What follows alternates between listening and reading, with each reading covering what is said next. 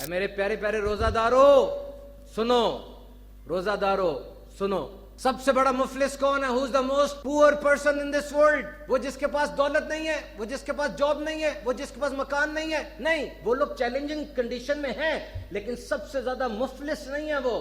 نبی پاک نے پوچھا ٹیل می مائی صحابہ ہو از دا موسٹ پور؟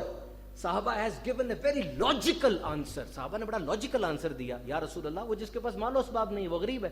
فرمایا نہیں نہیں صحابہ، میری امت میں مفلس وہ ہے جو قیامت کے دن بڑے پہاڑ جیسی نمازیں لائے گا، پہاڑ جیسے روزے لائے گا، پہاڑ جیسی چیریٹی لائے گا۔ یہی تین کام کر رہے ہیں نا آج کل، نماز، روزہ اور چیریٹی، لیکن جب وہ آئے گا اچانک ترازو پلٹ جائیں گے۔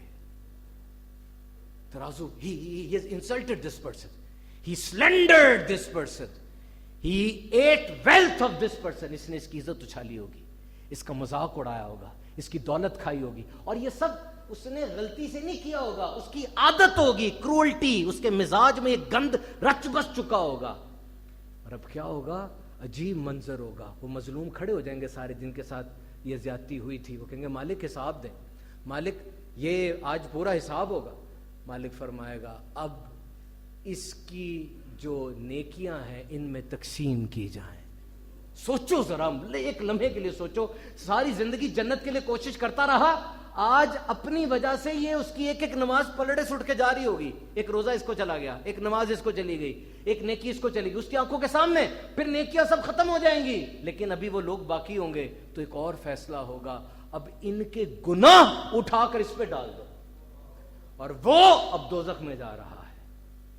مفلس وہ نہیں جس کی جیب خالی ہے، مفلس وہ ہے جس کا ترازو خالی ہے۔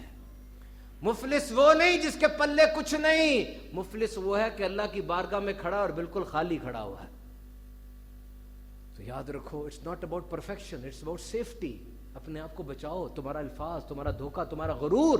اور یہ بھی سن لو، وہ جو بلی باہر جا رہی ہے نا، اس بلی کو تو میں کر دیتا ہوں، وہ جو فقیر کھڑا اس کے ساتھ بھی حسن اخلاق کا مظاہرہ کر دیتا ہوں، وہ جو اجنبی گزر رہا ہے اس کو دیکھ کر بھی میں مسکرا دیتا ہوں۔ یہ آپ کے کردار کا سٹینڈرڈ نہیں ہے۔ آپ کا حسن اخلاق کب پتہ چلے گا؟ جب آپ گھر میں ہوں گے اپنے رشتہ داروں، بیوی بچوں کے ساتھ، کیونکہ اجنبی کو آپ کے ماضی کا نہیں پتا، ان کو پتا ہے۔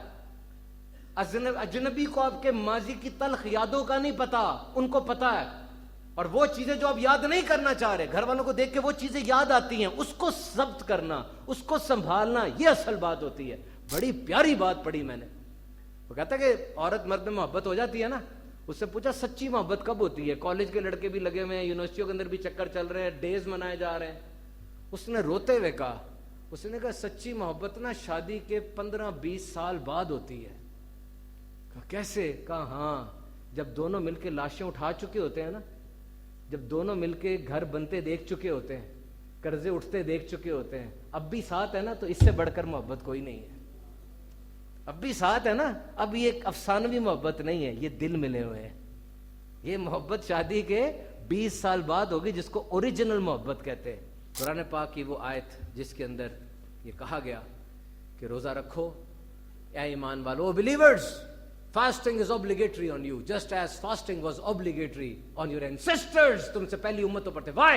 کیوں؟ ریزن کیا بیان کی گئی؟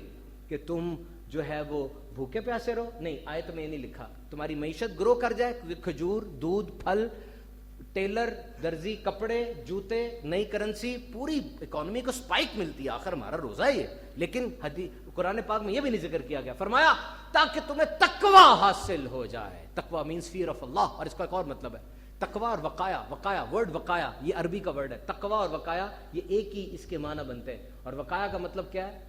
شیلڈ، ڈھال، تاکہ تم میں اور ناپسندیدہ چیز کے درمیان ڈھال آ جائے۔ یہ روزہ ہے۔